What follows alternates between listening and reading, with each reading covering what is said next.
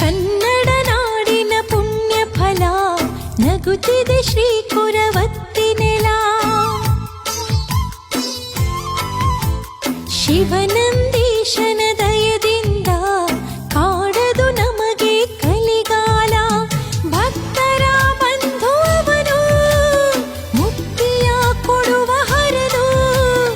ಎಲ್ಲವನು ಬಲ್ಲ ಶಿವನು ಜಗವ ಕಾಯುತ್ತಿಹನು. ಕನ್ನಡ ನಾಡಿನ ಪುಣ್ಯ ಫಲ ನಗುತ್ತಿದೆ ಶ್ರೀ